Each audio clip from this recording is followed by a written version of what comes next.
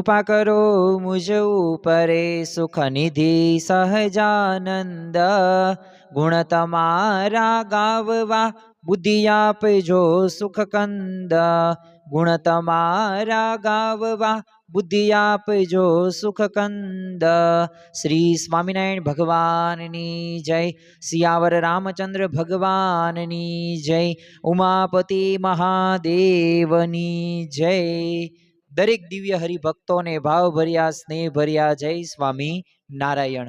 આવતીકાલની પવિત્ર એકાદશી એટલે કે દેવશયની એકાદશી અને સોનામાં સુગંધ ભળે એવો મહિનો શરૂ થાય છે, જે 1 મહિનો 2 મહિનો નહીં પરંતુ 4 મહિના એટલે કે ચાતુર્માસ મહિનાનો શુભારંભ આવતીકાલથી થાય છે। આજે સર્વ કોઈ હરિભક્તો એકઠા થયા છે આ સંસ્કાર ધામની અંદર, તો આપણને સર્વ કોઈને એક પ્રશ્ન થશે કે આ એકાદશી તો દર 15 દિવસે આવે છે, પરંતુ આ એકાદશીનું આધ્યાત્મિક મહત્વ શું છે? ખરેખર શ્રીજી મહારાજ અને આપણી ગુણાતીત ગુરુ પરંપરાએ આ એકાદશી બાબતે એ કેટલી દ્રઢતા રાખેલી છે, તો એના આજે આપણે પ્રસંગો સાંભળવાના છીએ અને એમાંથી પ્રેરણા પ્રાપ્ત કરીને આવતીકાલની એકાદશી અને ચાતુર્માસના શુભારંભના દિવસે જ તે આપણે સર્વ કોઈ એકાદશીનું વ્રત એ પરમ આદર થકી કરવાના છીએ અને જીવંત પર્યંત સુધી આ એકાદશી આપણે કરવાના છીએ।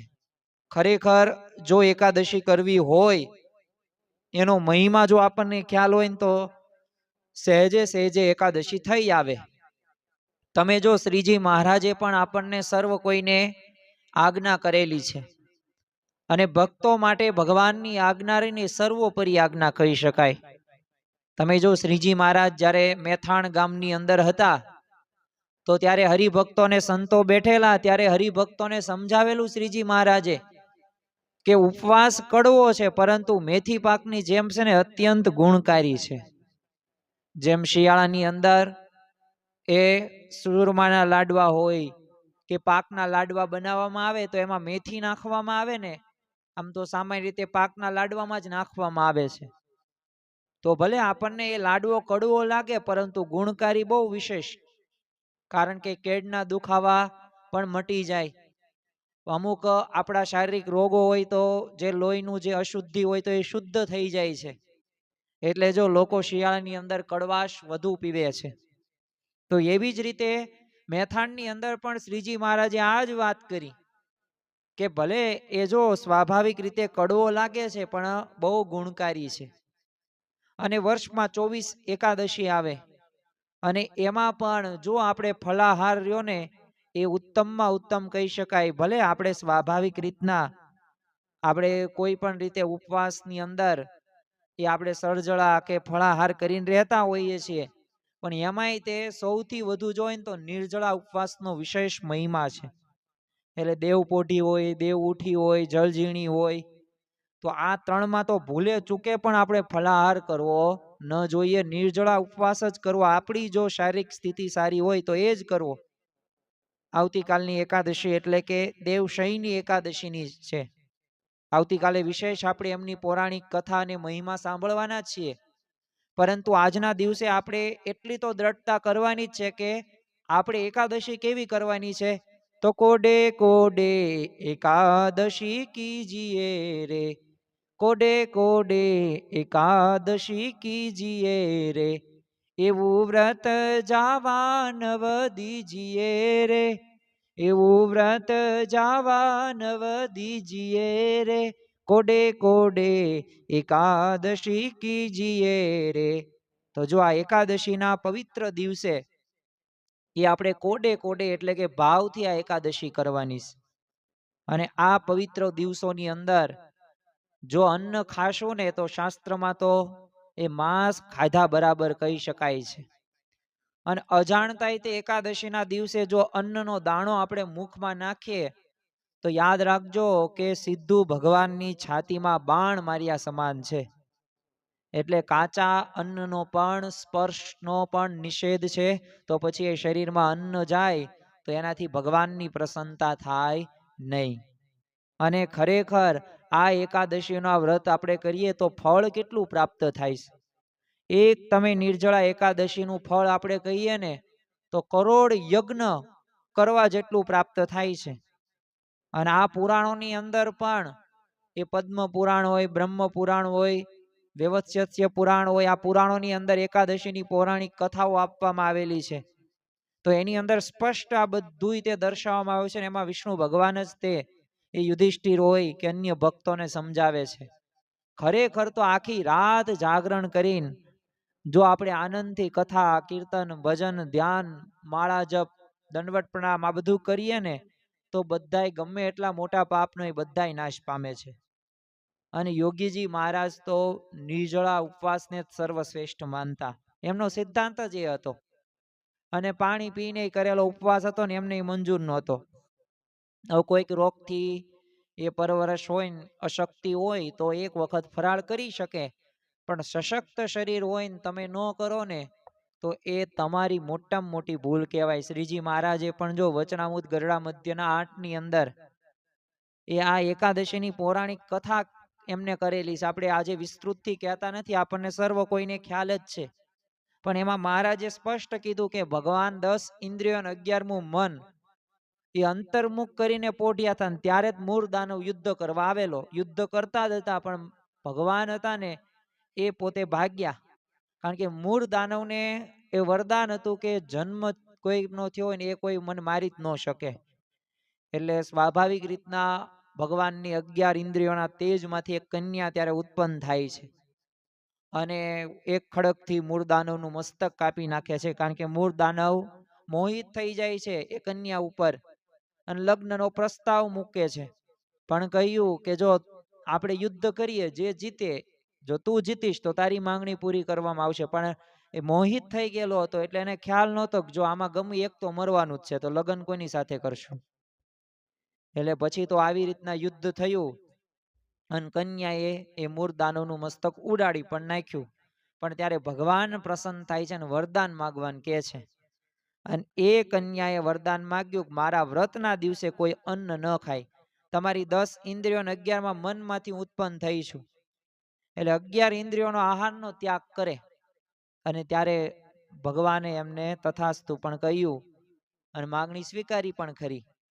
ખરેખર તમે જો સત્સંગી જીવન ગ્રંથ વાંચો ને તો એની અંદર એકાદશીનો મહિમા આપવામાં આવ્યો છે કે 1000 અશ્વમેઘ યજ્ઞ અને 100 રાજસૂય યજ્ઞ કરવાથી મળતું જે ફળ હોય ને એ એકાદશીના 16મા ભાગનું ફળ કરતા પણ અધિક છે. તો જો આ એકાદશીના ફળનો મહિમા, જો આ એકાદશી આપણે કરીએ તો એ સામાન્ય વાત ન કહી શકાય. બ્રહ્મ સ્વરૂપ યોગીજી મહારાજ કે જેઓ એક જીવન સૂત્ર સાથે જીવ્યા હતા અને એ શું હતું, ભગવાન ભજી લેવા. સહનશીલતા તો એમનો જબરો ગુણ હતો, અલમસ્ત યોગી તરીકે ઓળખાય. પરંતુ એ ઉપવાસના 11 ફાયદાઓ કહેતા. યોગી બાબા તો વારંવાર કહેતા કે એક એકાદશી તમે કરો ને તો 1 લાખ વર્ષ સુધી 60,000 ઋષિઓને જમાડવા જેટલું તમને પુણ્ય મળે. પણ સાચી રીતે એકાદશી તમે કરો ને તો. અને ખરેખર 3 રીતે તેઓ ફાયદાઓ ગણાવતા. આમ તો કુલ 11 ફાયદાઓ કહેતા. એમાં પ્રથમ તો આધ્યાત્મિક ફાયદાની વાત કરતા કે જો તમે એકાદશીનું વ્રત કરો ને તો મોટા પુરુષ રાજી થાય. જો આપણે સર્વ કોઈ સત્સંગની અંદર આવ્યા છીએ તો આપણે ભગવાનને, સંતને જ રાજી કરવા છે ને એના માટે આ નિયમ ધર્મના આજ્ઞા પાલનને આપણે આ સભામાં પણ આવીએ છીએ. તો મોટા પુરુષ રાજી ક્યારે થાય કે એમની આજ્ઞા પ્રમાણે વર્તાય તો રાજીપો પ્રાપ્ત થાય. તો આ એકાદશીનું વ્રત કરવાની વાત કોણ કરે છે? આપણા ઈષ્ટદેવને, આપણી ગુણાતીત ગુરુ પરંપરા. બીજો એક મોટામાં મોટો ફાયદો શું થાય? તમે આજ્ઞા પાલન કરો તો સાક્ષાત્કાર સુધી પહોંચી શકો. કારણ કે શુદ્ધ તપના લીધે એ ભગવાનની દિવ્ય અનુભૂતિ થાય જ તે. પણ એમની આજ્ઞા પાલન એ કરવું પડે. જેટલી આજ્ઞા પાલન કરીએ એટલા ભગવાન નજીક, અને આજ્ઞાનો લોપ કરીએ તો ભગવાન દૂર. બીજું, વાલપને તપ બહુ વાલુસ. તપ કરીએ ને ભગવાનને બહુ એટલે બહુ પ્રસન્ન છે એનાથી. કારણ કે શ્રીજી મહારાજ અને આપણી ગુણાતીત ગુરુ પરંપરા એ આનાથી જ પ્રસન્ન થાય છે. એટલે આધ્યાત્મિક ફાયદાઓ 3 આવી રીતના ગણાવતા. બીજું, યોગી બાપા એવા 3 બીજા ફાયદાઓ ગણાવતા જે માનસિક હતા, જે આંતરિક રીતે ફાયદાઓ કહી શકાય. પ્રથમ જ તે યોગીજી મહારાજ કહેતા કે એકાદશીને ઉપવાસ કરીએ ને તો આત્મબળ વધે છે. જો શારીરિક બળ હોય, બીજું તમે કોઈક રીતે આધ્યાત્મિક બળ પણ લઈ શકો, સાથે સાથે માનસિક બળ પણ એક આવે છે, બુદ્ધિનું પણ બળ આવે. પણ આત્મબળ એવું છે ને કે આત્મબળથી ઓલા બધાય બળો રહ્યાની નીચા છે. કારણ કે મન ઉપર વિજય મેળવવાથી આંતરિક બળ મજબૂત બને છે. અને તમે આ એકાદશીના દિવસે જો તમે સારધાર રીતે એકાદશીનું વ્રત કરો ને ઇન્દ્રિયો ઉપર સંયમ રાખો તો આત્મબળ વધે જ તે. બીજું આપણે ઇન્દ્રિયોને અંતઃકરણ હોય તો એ પણ સહેજે સહેજે જીતાય છે. આમ તો ઘણી બધી વખત આપણે કથા વાર્તાની અંદર સાંભળતા જ હશું કે ઇન્દ્રિયો અંતઃકરણથી આપણે બચવાનું છે. સવાર પ્રાર્થના પણ પૂજામાં કરતા હોય કે ઇન્દ્રિયો અંતઃકરણ થકી રક્ષા કરજો. હવે રક્ષા કરજો એટલે જીતવાનું છે આપણે, કારણ કે દેહ દમન કરશું એટલે આત્મવિચારથી જ થવાનું. અને એ જે ચંચળ ઇન્દ્રિયો છે તો એમના ઉપર સહેજે સહેજે કાબુ આવશે.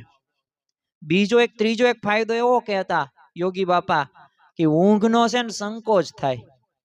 કારણ કે વહેલા ઉઠાય નિંદ્રા ઉપર નિયંત્રણ આવે છે. એટલે જો સમયસર આપણે જાગવાની પણ ટેવ આ એકાદશીના ઉપવાસના દિવસે થાય છે. સતત તમારું ધ્યાન ભગવાનમાં રહે છે, ભગવાનની ભજન ભક્તિમાં રહે છે. તો આવા 3 ફાયદાઓ કહેતા. બીજા 5 ફાયદાઓ યોગી બાપા કહેતા શારીરિક ફાયદાઓ.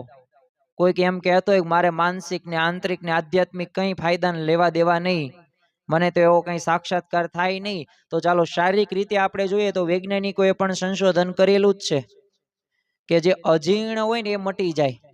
કારણ કે જો આપણે એકાદશી દિવસે ઉપવાસ કરીએ ને તો પાચન તંત્ર આરામ મળે છે અને બીમારીઓ રહીને સહેજે સહેજે મટી જાય. બીજો એક ફાયદો યોગી બાપા કહેતા શક્તિ સચેતન થાય. શરીરમાં આમ નવી ઉર્જા અને પાવરનો સંચાર છે ને ઉપવાસ કરવાથી થાય છે. સાથે સાથે આપણે જો સવારથી લઈને સાંજ સુધી આપણું સ્ફૂર્તિમાં શરીર નથી રહેતું, એટલે આળસ આપણા જીવનની અંદર જોવા મળે છે. તો જો આળસથી મુક્ત થવું હોય ને સ્ફૂર્તિલું બનાવવું હોય ને તો આ ઉપવાસ કરવાથી શક્ય છે. બીજો કોઈને મંદવાડ ગમે નહીં. યોગી બાપા કહેતા કે તાવ તરીઓ ને બીમારી હોય ને એ તો શરીરથી આમ દૂર જ ભાગી જાય, ઊભી પૂંછડીએ ભાગે. તો જો મંદવાડ નો આવે ને 11મો ફાયદો નવો પાવર. કારણ કે નવા શરીરમાં શક્તિમાં નવો પાવર મળવો ખૂબ જરૂરી છે અને એ એકાદશીના દિવસથી એ આપણને પ્રાપ્ત થતું જોવા મળે છે. ધોરાજીની અંદર પણ એ જો શ્રીજી મહારાજે ઉપદેશ આપેલા છે, એની અંદર પણ શ્રીજી મહારાજે વાત કરી કે એકાદશીનું વ્રત રહ્યું ને પરમ આદર થકી કરવું. અને ધોરાજીમાં મહારાજે ત્યાં સુધી કહી દીધું રામાનંદ સ્વામીના મતે ત્યાગીઓની જેમ ગૃહસ્થોએ પણ વ્રત તપ કરવા જોઈએ. એટલે ત્યાગીઓ તો કરવાના જ છે, પરંતુ સાથે સાથે ગૃહસ્થોએ પણ બધાય બાળકોને નાનપણથી જ બાળકોને આવા સંસ્કારો પાડી દેવા જોઈએ. જો આપણે બાળપણથી જ તે આપણા સંતાનોને જો એવા સંસ્કારો એકાદશીનું વ્રત ને એ બધું નહીં કરાવીએ તો એ વારસો રહ્યો ને ધીમે ધીમે ભૂલી જવાશે. અને મહંત સ્વામી મહારાજ તો આપણને સમજાવે છે કે છે ને સ્વાભાવિક રીતના 3 મુખ્ય એકાદશી સિવાય ફળાહાર કરવાનો છે. અને 3 એકાદશી એ કઈ તો દેવ ઉઠી, દેવ પોઢી, જળ ઝીણી. આ 3ના દિવસે આપણે ફળાહાર નથી કરવાનો, બાકી આપણે ફળાહાર કરી શકીએ. અને કરોડો ગાયનું પણ દાન, સુવર્ણ દાન, કોટી કલ્પના તપ કરતા પણ એક એકાદશીનું ફળ રૂ ને અધિક છે. એટલે આવતીકાલની જો એકાદશી, આમ તો બધી એકાદશીનું ફળ આ જ છે, પણ જો આપણે એકાદશી ન રહેતા હોય તો આવતીકાલથી જ તે દેવશયની એકાદશીથી આપણે મુહૂર્ત કરીએ. ભગવાન પોઢવા જાય છે અને કોણ રક્ષક બને છે તો એ આપણે આવતીકાલે પૌરાણિક કથામાં વાત કરશું કે એ રાજા રક્ષક બને છે. એ ભગવાન એક નવું પણ રૂપ સ્વરૂપ ધારણ કર્યું, પણ કયું રૂપ તો એ આવતીકાલે આપણે જોશું. મહંત સ્વામી મહારાજે પણ જો 30/5/2019 અંદર પોતે વાત કરેલી કે જે નિષ્ઠાથી નિર્જળા કરે ને અને દિવસે ન સુવે ને રાત્રે 12 વાગ્યા સુધી કથા કીર્તન કરે ને એને કેટલો રાજીપો મળે, એને કેટલો લાભ મળે તો trillions and trillions of dollars. ડોલરનો ભાવ અત્યારે 93 થી 94 રૂપિયા થઈ ગયો છે, આમ 95-96 છે. તો જો સેવક સંતો એ ડોલર્સનો આધ્યાત્મિક જ્યારે અર્થ પૂછ્યો ને મહંત સ્વામી મહારાજને, ત્યારે મહંત સ્વામી મહારાજે 3 લાભ કીધા. અને લાભ તો આપણે જોઈએ એટલે આપણે તરત જ કાર્ય કરીએ જ તે. એટલે મહંત સ્વામીમાં જે શું કીધું કે મોક્ષ સૂક્ષ્મ પરિણમે, એટલે મોક્ષનો માર્ગ ને એકદમ આમ સરળ ને સહજ બની જાય. બીજું, ભગવાનને સત્પુરુષનો અનદ રાજીપો સતત વધતો જાય. અને જો રાજીપો ભગવાનને સંતનો મળે તો એનાથી તો બીજું કાંઈ છે જ નહીં, કારણ કે લૌકિક વ્યવહારો છે તો એ તો સ્વાર્થ સાથે જોડાયેલા છે. પરંતુ ભગવાનને સંત રહ્યા ને નિસ્વાર્થ આપણી સાથે જોડાય છે, અને આપણી પાસેથી કંઈ અપેક્ષા નથી. એને એક જ અપેક્ષા છે કે તમે એકાંતિક ધર્મ સિદ્ધ કરો, બ્રહ્મરૂપ થઈને પરબ્રહ્મની ભક્તિ કરો. બીજો એમનો કોઈ સ્વાર્થ નથી. અને મહંત સ્વામીમાં જે ત્રીજો જે લાભ બતાવ્યો ને કે પ્યોર અંતકરણ, એટલે કે અંદરના દોષો રહ્યા ને બળીને અંતકરણ એકદમ શુદ્ધ થઈ જાય. કામ, ક્રોધ, લોભ, મોહ, મત્સ્ય, માયા, તૃષ્ણા, અહંકાર, ત્યાંથી આપણે દૂર થઈ જઈએ. અને એક વખત ત્યાંથી અનાસક્ત થઈએ ને તો ભગવાન અને સંતનું સાચું સુખ આવે. તો શક્ય છે. આપણી ગુણાતીત ગુરુ પરંપરાના પણ જીવન પ્રસંગો જોઈએ તો પણ આપણને ખ્યાલ આવે કે એમને બાળપણથી જ ત્યાં એકાદશીના ઉપવાસ ને વ્રતની દ્રઢતા જોવા મળે છે. થોડાક આપણે પ્રસંગોની વાત કરવાના છીએ, કારણ કે શ્રીજી મહારાજ અને આપણી ગુણાતીત ગુરુ પરંપરાની એક વિશેષતા કઈ છે કે પોતે વર્ત્યા છે ને પછી વર્તાવ્યા છે. અને એમનું વર્તન એટલું અણિશુદ્ધ છે ને કે આપણને એમાંથી પ્રેરણા પ્રાપ્ત થાય જ. તે આપણા સંતાનોને આપણે પ્રસંગો કહી શકીએ. ડુંગર ભગતની વાત કરીએ. ડુંગર ભગત એટલે કોણ? શાસ્ત્રીજી મહારાજ, કે જેમણે આ વિશ્વવ્યાપી બીએપીએસ સંસ્થાની સ્થાપના કરી. તમે વિચાર કરો, 6 વર્ષની ઉંમર હતી. 6 વર્ષની ઉંમર એટલે પહેલું ધોરણ KG1માં એડમિશન આપણા બાળકનું હોય. એમના મોટા ભાઈએ આ ડુંગર ભગતને કીધું ચાલો આપણે નજીકની અંદર, આપણે કરમસદની અંદર એક લગ્નની જાનમાં જવાનું છે. ડુંગર ભગત તૈયાર થઈ ગયા. એકાદશીનો દિવસ હતો. સ્વાભાવિક રીતે એકાદશીના દિવસે અન્ન જમાય નહીં. જમણવાર સારામાં સારો હતો. બધાય જમવા બેસી ગયા, એમના ડુંગર ભગતના ભાઈ તે. પરંતુ પરિસ્થિતિ કેવી સર્જન થઈ? ડુંગર ભગતને નિયમ કે એકાદશી બરાબર રીતે દ્રઢતાથી પાલન કરવું. એકાદશીના દિવસે અન્ન ન ખવાય, માંસ ખાધા બરાબર કહી શકાય. શ્રીજી મહારાજની આજ્ઞા છે. તો બોલો, એ પોતે જમતા નથી. એટલે પછી તો એનો ભાઈએ સમજાયો. પછી તો 400 બધા કુટુંબીજનો હતા ને, એ બધાએ આવ્યા અને કીધું કે ના ના, તારે તું નાનો છું, હજે તો 6 વર્ષની ઉંમર, અને તું તો ભગવાનનું, આમ કહેવાય ને, બાળકો તો ભગવાનનું સ્વરૂપ કહેવાય. એટલે એવું બધું નાનું મોટું આવા નિયમો મોટા થઈને પાલન કરાય. પણ ત્યારે એ ડુંગર ભગતે શું કીધું? પ્રથમ તો સ્પષ્ટ ના પાડી દીધી અને કીધું કે એકાદશીને અન્ન ખાવું ને માંસ ને મદિરા સમાન છે. એટલે પછી તો બધાએ અઠાગ્રહ છોડી દીધો અને આણંદથી બરફી ને પેંડા બધું ફરાળ મગાવ્યું. પણ આ દ્રઢતા રહીને, આ દ્રઢતા જોઈને બધા આશ્ચર્યચકિત થઈ ગયા કે આ કોઈ સામાન્ય બાળક નથી. પાછી આ દ્રઢતા ક્યાં સુધી રહી? આપણે તો હોય ને તો ખાલી 2-5 કલાક કે 2-5 દિવસ સુધી રહે. પણ શાસ્ત્રીજી મહારાજ છેક 85 વર્ષની ઉંમર સુધી એમને આ દ્રઢતા રાખી છે. જો ત્યારે ભગવાનનો સાક્ષાત્કાર થાય, ત્યારે ગુરુ રાજી થાય. એમનામ રાજી ન થાય. આપણે રાજી કરી નાખવા જ છે, મારે ને તમારે બધાયને. પણ અડગ નિશ્ચય દ્રઢતા છે આપણામાં. બ્રહ્મ સ્વરૂપ પ્રમુખ સાંઈ મહારાજ, તમે જો, બાળપણનું નામ શાંતિલાલ. 8 થી 10 વર્ષની ઉંમર એમની હતી. વડોદરા પાસે તે રાજનગર ગામની અંદર ભાદરણના એક છોટું ભાઈ હતા. બહુ તે એકડો, પ્રમુખ સ્વામી મહારાજને એકડો શીખવા સ્પેશિયલ બોલો શિક્ષક રાખેલા. આ છોટું ભાઈએ બાળકો એમને બહુ ગમે. અને ઋતુ પ્રમાણે જે તહેવારો હોય એ પ્રમાણે પિચકારીઓ હોય. ધૂળેટી હોળીના દિવસે એ લાવી દે, ધાણી, ખજૂર. દિવાળીના દિવસોમાં ફટાકડા લાવી દે, ઉત્તરાયણના દિવસે પતંગો લાવી દે. આવું બધું છોટુભાઈ બાળકો બહુ ગમે. એમાંય પ્રમુખ સ્વામીમાં એટલે શાંતિલાલ તો બહુ ગમે. એટલે સ્વાભાવિક રીતના એમને નક્કી કર્યું કે આપણે બધા બાળકોને સારામાં સારું જમાડવું. અને નક્કી કરવામાં આવ્યું રાજનગરની અંદર. હવે શાંતિલાલ પણ જાય છે, બધા બાળકો પણ જાય છે, અને સરસ મજાની બધી રસોઈ હતી, બાળકોને ગમે એવી. અને ત્યાં જ તે શાંતિલાલ, એ દિવસ હતો એકાદશીનો દિવસ, એટલે ચોખ્ખી ના પાડી કે નહીં, આજે એકાદશી છે. એટલે તમને ભલે તમે આ રાખ્યું, બધા જમે, વાંધો નહીં, મને કઈ પ્રશ્ન જ, પણ હું આજે જમું નહીં. વિચાર કરો, 8 થી 10 વર્ષની ઉંમર છે. ધોરણ 4 અને 5માં ભણતો કોઈક બાળક. બસ એટલી જ ઉંમર શાંતિલાલની હતી. એટલે આગ્રહપૂર્વક કીધું કે નાના બાળકોમાં એવું કાંઈ ન હોય, એવું ચાલે, આપણે આવા નિયમ બિયમ ન લેવાના હોય. પણ તોય તે શાંતિલાલે શું કીધું કે નહીં, એકાદશી છે, હું અન્ન નહીં જમું, હું કાંઈ નહીં જમું. તે એ કહે કે ના ના, પણ ત્યાં જેટલું કીધું ને ત્યાં તે શાંતિલાલ તો પોતે રડી પડ્યા, પણ ન ખાધું. પણ જો એમની તપ રુચિ જોઈને, દ્રઢતા જોઈને આ છોટું ભાઈએ એ બીજા બધા જે હતા એમને કહ્યું કે જાઓ તમે ફરાળ મગાવો અને જાઓ લેતા હો અહીંયા. અને ફરાળ પછી લાવે છે નજીકના શહેરમાંથી. તો જો આ ગુરુના આપણે શિષ્ય છીએ કે જેમને બાળપણથી આવી દ્રઢતા રાખી છે. બીજું, આવી દ્રઢતા તો રાખી છે, પણ એવી વિપરીત સંજોગો પરિસ્થિતિઓ આવે ને ત્યારે પણ એમને નિયમની એટલી જ અડગતા છે. માંદગી આવે, વૃદ્ધાવસ્થા આવે ને એટલે અમુક નિયમોમાં થોડીક ક્ષીણતા આવી જાય. પ્રમુખ સ્વામી મહારાજ 2002 ની અંદર અમદાવાદની અંદર વિરાજમાન હતા. હવે એમની એક હું તમને શારીરિક સ્થિતિ કહું. સ્વામી બાપાને એ સમય 102 ડિગ્રી તાવ હતો, સખત તાવ હતો, શરીર અત્યંત નાજુક હતું. એટલે સંતોએ વિનંતી કરી કે જો ધર્મામૃત મુજબ છે ને 80 વર્ષ પછી અનાજ ખાવાની છૂટ છે, એટલે તમે ખીચડી અને મગ ખાઓ તો તમારું આ શરીર રહ્યું, તમે જે આ માંદગી આવી છે એ સારી થઈ જાય. પણ તમે જુઓ કે ત્યારે પ્રમુખ સ્વામીમાં જે શું કીધું કે શાસ્ત્રીજી મહારાજ અને યોગીજી મહારાજે 80 વર્ષ પછી ક્યારેય અનાજ ખાધું નથી.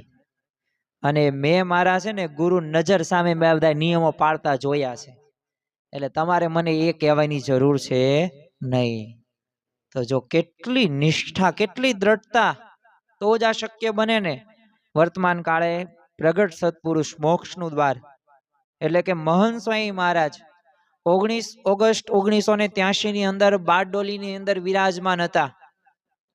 હવે એમને હરસનું પીડાદાયક ઓપરેશન કરાવવાનું હતું અને એ જ દિવસે એકાદશી હતી. ભયંકર પીડા, ઓપરેશન, છતાંય તે બોલો મહંત સ્વામી મહારાજે ત્યારે નિર્જળા ઉપવાસ કર્યો. સંતોએ તો પાણી પીવાની છૂટ માગી, ત્યારે સ્વામીશ્રીએ તો હસ્ત મુદ્રા દ્વારા અત્યંત દ્રઢતાથી ના પાડી દીધી કે નહીં. અને બીજા દિવસે સુરત જઈને જ એમને પારણા કર્યા, પાણી પીવાની પણ ના પાડી મહંત સ્વામી મહારાજે. સારંગપુરમાં 2019 ની અંદર સ્વામીશ્રીએ કીધેલું કે અમે પણ ઠેઠ 83 વર્ષની ઉંમર થઈને ત્યાં સુધી આ રીતે નિર્જળા વ્રત કર્યા છે. તો જો આજીવન તપની આ એમની ભાવના છે, નિયમની અડગતા છે, તો આપણે પણ આ રીતે દ્રઢતા રાખવાની છે. આપણા ગુણાતીત ગુરુ પરંપરામાંથી આ જ આપણે શીખવાનું છે. સાચા શિષ્ય કોને કહેવાય? ભગવાન અને સંતની દરેક આજ્ઞાનું પોતે પાલન કરે. અરે પ્રમુખ સ્વામી મહારાજનો તો આપણે 2 પ્રસંગો જોઈએ. વાસદમાં 53મી જન્મ જયંતિ હતી, માગસર સુદ એકાદશીનો દિવસ 1973 નો હું વાત કરું છું પ્રસંગ. કડકડતી ઠંડી, શરીરમાં 102 ડિગ્રી તાવ, પણ છતાં પણ સંપૂર્ણ બોલો નિર્જળા ઉપવાસ પ્રમુખ સ્વામીમાં જે કરેલો. હવે આટલી બીમારી વચ્ચે પણ એ જ દિવસે 22 જેટલી પધરામણીઓ પૂર્ણ કરેલી. અને પધરામણીઓ પછી તે ભરતકુંજમાં તે પત્ર લેખનને કલાક સુધી એમને પત્ર વાંચન પણ કરેલું. રાત્રે 12 વાગ્યે સુંદલપુરામાં સભા કરી અને પછી છેક 1 વાગ્યે પ્રમુખ સ્વામીમાં જ આરામમાં પધાર્યા. પ્રતિકૂળતા, અસ્વસ્થતા વચ્ચે પણ કઠોર તપ પ્રમુખ સ્વામીમાં જે કરેલું છે.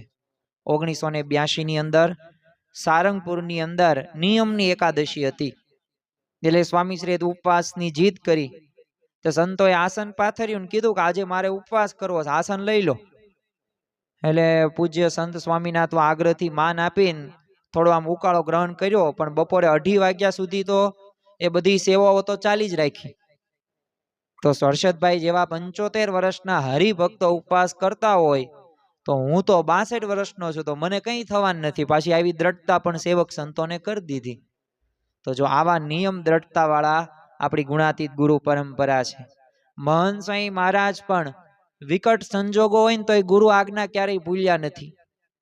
તમે જો કેદારનાથની તે કપરી યાત્રા હતી, જળઝીણી એકાદશી હતી, 15 કિલોમીટર ચડવાનું, 15 કિલોમીટર ઉતરવાનું, કુલ કેટલું થાય? 30 કિલોમીટર થાય. હવે વિચાર કરો, પાછો એમાંય તે 4 કિલોમીટર માર્ગ ભૂલેલા. એટલે ભૂલ્યા હોય, 4 કિલોમીટર પાછું આવવાનું, એટલે કુલ કેટલું 8 થાય. હવે 30 માં 8 ઉમેરો કેટલા થાય? 38 કિલોમીટર થાય. પાછું અતિ કઠિન ચઢાણ પગપાળા કરવાનું, પણ તોય તે પ્રમુખ સ્વામી મહારાજની આજ્ઞા હતી. ભયંકર થાક વાળી યાત્રામાં પણ આખો દિવસ માત્ર એક રાજગરાયની ચીક્કી એ મહંત સ્વામી મહારાજે અંગીકાર કરી. 2017નો મેં તમને આ પ્રસંગ એ કહ્યો. ખરેખર જો આ પ્રકારની દ્રઢતા જોવા મળે છે. અમેરિકામાં વિચરણની અંદર પણ 2002ની અંદર મહંત સ્વામી મહારાજ ગુરુની આજ્ઞાનું પાલન કરવાનું ભૂલ્યા નથી. કોલેસ્ટ્રોલની દવા ચાલુ હતી. સંતોએ આ સાંકરી પ્રમુખ સ્વામી મહારાજને ફોન કરીને ફરાળ માટે આજ્ઞા માંગી, તો પ્રમુખ સ્વામી અનુકૂળ આવે ને એવો અંગીકાર કરવાની આજ્ઞા કરી. પણ મહંત સ્વામી મહારાજે હાથ જોડીને પોતે આમ કહેવાય ને કે હા પાડીને આજ્ઞા માથે ચડાવી જ નાખી અને ફોન મૂક્યો. ને પછી તો સંતો ઉપર કડક સ્વરે કરીને કીધું કે કોણ ડાયું થયું હતું? આ ફોન કરવાનું કોણે કીધું તમને? અને મારાથી ઉપવાસ થાય છે અને આટલા વર્ષ કર્યું તો કાંઈ થયું નથી. તો જો નારાજગી એમને દર્શાવી. બાકી જો આપણને સમોસા બટાટા ભૂંગળા મળતા હોય ને તો બોલો એકાદશીને આપણે નેવે મૂકી દઈએ, એમાં શું? તો જો પોતાની ઈચ્છા ન હોવા છતાંય તે ગુરુ આજ્ઞાથી માત્ર થોડું પ્રવાહી લીધું અને કહી દીધું કે હવે આખો દિવસ કંઈ લાવતા નહીં. તો જો આ ગુરુની આજ્ઞાનું પાલન. તો આવી રીતે આપણે પણ, અને જો યોગી બાપાએ તો આમ કહેવાય ને ઉપવાસની કોલેજો શરૂ રખાવેલી. કારણ કે ગમે તે યુવકો મને ધબ્બો માર ઉપવાસ આપી દે, શરીર થોડુંક જોવે ને હૃષ્ટપૃષ્ટ, એ ગુરુ તમારે ઉપવાસ કરે લો 2 ઉપવાસ કરી નાખજો, 3 ઉપવાસ કરી નાખજો. અને પાછા રાજી પણ થાય ઓલા યુવકો.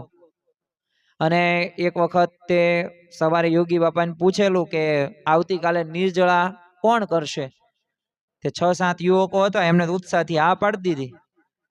તો બોલો ઉત્સાહ જોઈને બાપાએ મોટો હું સંકલ્પ કર્યો કે 101 યુવકો નિર્જળા કરે ને તો કેવું સારું. વિચાર કરો, 101, હવે 6-7 યુવકોને કીધું. અને એક યુવકે વચન આપ્યું કે સાંજ સુધીમાં 101 નહીં 151 યુવાનોનું લિસ્ટ તૈયાર કરીને હું લાવીશ. અને બોલો આ રીતના તો નડિયાદની અંદર હોય 77મી જન્મ જયંતિના દિવસે આ પ્રસંગ બનેલો 1968નો. પણ ખરેખર આપણને ખ્યાલ આવે કે અત્યંત એ રાજીપો જ્યારે બોલો 151 યુવકોનું એ લિસ્ટ લઈને યુવકો આવેલા, અને ત્યારે જે યુવક એકાદશીનો ઉપવાસ કરે એને મહારાજ સાક્ષાત દર્શન આપશે. જાઓ, આશીર્વાદ છે. આવા આશીર્વાદ પણ આપી દીધા. ઉપવાસ કરવાથી આટલો બધો અનહદ રાજીપો એ જો પ્રાપ્ત થાય છે. તો આવતીકાલની આ દેવશયની જે એકાદશી છે ને એ એકાદશીના દિવસે આપણે એવી જ રીતે દ્રઢતાથી એ એકાદશી કરીએ, અને ખરેખર જે રીત પ્રમાણે એકાદશી કહેવામાં આવી છે એ પ્રમાણે આપણે કરીએ. મહંત સ્વામી મહારાજે તે જો સત્સંગ દીક્ષા ગ્રંથની અંદર ગાગરમાં સાગર સમાન, સર્વે શાસ્ત્રનો સાર સમાન આ સત્સંગ દીક્ષા છે. તો એની અંદર પણ એકાદશી વ્રતના નિયમો આપ્યા. છેલ્લે આપણે 5 મિનિટ વાત કરીને પૂરું કરીએ આજનું આ પ્રવચન. તો મહંત સ્વામી મહારાજે એકાદશીનું વ્રતનો આદર ને મહિમા કેવી રીતે કરવું ને એનો પ્રેક્ટિકલ વાત કરવામાં આવેલી છે. તમે સત્સંગ દીક્ષા વાંચતા હશો સવારમાં, તેમાં 255માં શ્લોકની અંદર તમે જો ભક્તિ માટે તપ, એ સંયમ ને ઉપવાસના નિયમો આપવામાં આવેલા છે. એમાં મહંત સ્વામી મહારાજે કીધું છે કે જે તપ કરવામાં આવે ને તે કેવળ ભગવાનને રાજી કરવા અને ભક્તિ માટે જ કરવા જોઈએ, અન્ય કોઈ દેખાવ માટે નહીં. તો જો આ પ્રકારની દ્રઢતા સાથે આપણે કરવાનું, તો આવો મહિમા સાથે મારે ભગવાનને સંતને રાજી કરવા, બીજા કોઈને નહીં. જો બીજા 5 વખાણ કરે 2-5 દિવસ, પછી એને પાછી આપણી બુરાઈ પણ કરે. એ તો શું, જ્યાં સુધી કાર્ય કરીએ ત્યાં સુધી વખાણ આપણા કરે, પછી હું કોણ ને તું કોણ. તો આ પ્રકારની પરિસ્થિતિ લોકોના મગજની અંદર છે. એટલે આપણે તો ભગવાનને સંતને રાજી કરવાના અર્થે કરવાનું, કોઈને દેખાડવા માટે નહીં. 256માં શ્લોકની અંદર મહંત સ્વામી મહારાજે નિષિદ્ધ વસ્તુઓનો પણ ત્યાગ કરવાની વાત કરીશ. કારણ કે મહંત સ્વામી મહારાજ કહે છે કે એકાદશીનું વ્રત છે ને પરમ આદરથી કરવું, અને એ દિવસે ન ખાઈ શકાય ને એવી વસ્તુઓ ક્યારેય ન જમવી, અને નિયમનો ભંગ પણ ન થવા જોઈએ. તો આ પ્રકારની દ્રઢતા આપણને જોવા મળે છે. અને બીજું 257માં શ્લોકની અંદર ઉપવાસના દિવસે નિંદ્રાનો પ્રયત્નપૂર્વક ત્યાગ કરવો. એટલે ઊંઘ આવવાની જ છે, કારણ કે દરરોજની ટેવ છે, પરંતુ પ્રયત્નપૂર્વક ત્યાગ કરવાનો છે. અને દિવસે સુવાથી ઉપવાસ રૂપી તપ બધું નાશ પણ પામે છે. એટલે બધી ઇન્દ્રિયોને સંયમમાં રાખવાના છે. 2019ની અંદર મુંબઈની અંદર જાન્યુઆરી મહિનાની અંદર મહંત સ્વામી બિરાજમાન હતા. તો મહંત સ્વામી મહારાજે રાત્રિ જાગરણનો ખૂબ આગ્રહ રાખે, એટલે સારંગપુરની અમેરિકાના યુવાનો છે ને 12 વાગ્યા સુધી જાગરણ કરે. એટલે મહંત સ્વામી મહારાજને જાણ થઈ ને તે બહુ અત્યંત રાજી થયા, ફોન ઉપર આશીર્વાદ પણ આપ્યા, અને પાછું શું કહી દીધું કે આ રીતે છે ને ચાલુ રાખજો, કીપીટઅપ, અંગ્રેજીમાં પણ કહી દીધું, કીપીટઅપ એટલે ચાલુ રાખજો રાત્રિ જાગરણ. તો જો આ રીતે ખરેખર આપણે ભક્તિભાવથી જો આ એકાદશી કરીશું તો અવશ્ય ભગવાનને સંતનો રાજીપો પ્રાપ્ત કરીશું. અને વિવેક સાગર સ્વામી તો આપણને સમજાવે છે કે એકાદશી છે ને પરાયણે નહીં કરવાય, પરંતુ છે ને પ્રેમ લક્ષણા ભક્તિથી, એટલે ભગવાનને રાજી કરવાના અર્થે જ કરવી. અને ભૂખ્યા રહેવું એ એકાદશી નથી, પાછું એ પણ ધ્યાન રાખવું. પણ રસોઈની સુગંધ નહીં લેવાની, જગતમાં સિનેમાના વિચારો નહીં કરવાના, મનમાં સંકલ્પમાંથી મુક્ત થવાનું છે, એ જ સાચો સંયમ કહી શકાય. અને એક તો દ્રઢતા સાથે આવતીકાલની આપણે દેવશયની એકાદશીથી શરૂઆત કરીએ, એવી માનસિક દ્રઢતા કે મારાથી નહીં થાય, પગ ભાંગી જાય છે, એવી મોડી વાત ક્યારેય નહીં કરવાની. અને સત્સંગમાં હંમેશા આપણે કેવું રહેવાનું, ભગવાનને કેવા ભક્તો ગમે છે? શૂરવીર ભક્તો ગમે છે. આમ ઇન્દ્રિયોને થરથર ધ્રુજાવવા પડે, લસણ ડુંગળી સામે આવે ને, હજારો પ્રકારના મિશ્રણો આવે ને, તો એ મન ઉપર આપણે વિજય પ્રાપ્ત કરે ને, એવા ભક્ત ઉપર ભગવાન રાજી થાય છે. અને એને મહારાજ શું કહે છે? મહારાજે વચનામૃતની અંદર 2 વખત શાબાશ શબ્દ આપ્યો છે. એમાં છે ને આવા ભક્તો કે જે ઇન્દ્રિયોને અંતર પડી જાય, ફરી વખત ઊભા થાય, તો એવા ભક્તો ઉપર ભગવાનનો અત્યંત રાજીપો થાય છે ને, એને શાબાશ પણ કહ્યા છે. તો આપણે એવા શાબાશ વાળા જો ભક્તો બનવું હોય ને, તો ભલે પડ્યા, ફરી વખત ઊભા થઈને ભગવાનને સંતની આજ્ઞા પ્રમાણે આપણે આગળ વધવાનું છે. તો ઋષિઓએ પાંદડા ખાઈને હજારો વર્ષ તપ કર્યા છે, છતાંય પ્રગટ ભગવાન નથી મળ્યા, અને આપણને પ્રગટ શ્રીજી મહારાજ સત્પુરુષ મળ્યા છે. તો આટલું તપ તો આપણે હસતા હસતા થવું જ જોઈએ, અને એ પ્રાપ્તિના વિચાર સાથે આપણે અહોભાવ સાથે આગળ વધવું. બાકી ગમે એવી અગવડ કે મુશ્કેલી આવે તો અત્યારે જો આજના દિવસે આપણે ખાસ સત્પુરુષોના જીવન પ્રસંગો જોયા છે ને, મહિમા જોયો એકાદશીનું, આપણે આધ્યાત્મિક રહસ્ય આપણે જોયું. પ્રમુખ સ્વામી મહારાજ હોય, યોગી બાપા હોય, શાસ્ત્રીજી મહારાજ હોય, શ્રીજી મહારાજની આજ્ઞા શું છે. તો જો આપણે તો 109 કે 114 પ્રકરણમાં પસાર નથી થવાનું, આપણે તો સામાન્ય જે લૌકિક બીજા નિયમો પાળે છે એ જ નિયમોનું પાલન કરવાનું છે. તો એ નિયમો આપણે બરાબર રીતે મક્કમ થઈને પાળવું, દ્રઢતાથી પાલન કરવું, અને ભગવાનને સંતનો રાજીપો આપણે ઉપર વર્ષે એ ભાવથી જ કાર્ય કરવું. તો આજના દિવસે મહારાજ સ્વામીના ચરણોમાં પ્રાર્થના કરીએ કે આવતીકાલે ચાતુર્માસ મહિનો શુભારંભ થાય છે, સાથે સાથે ગૌરી વ્રતનો પણ પ્રારંભ થાય છે. પાછું સોનામાં સુગંધ ભળે એમ આપણે જે એકાદશીનો આજે જે મહિમા જોયો, એટલે આવતીકાલે દેવશયની એકાદશી છે. તો એકાદશી પવિત્ર આદર થકી આપણે કરીએ, એ જ આજના દિવસે મહારાજ સ્વામીના ચરણોમાં પ્રાર્થના. શ્રી સ્વામિનારાયણ ભગવાનની જય. આવા જ આધ્યાત્મિક પ્રવચનો સાંભળવા માટે અમારી ચેનલને લાઈક કરો, શેર કરો અને સબસ્ક્રાઇબ કરવાનું ભૂલતા નહીં.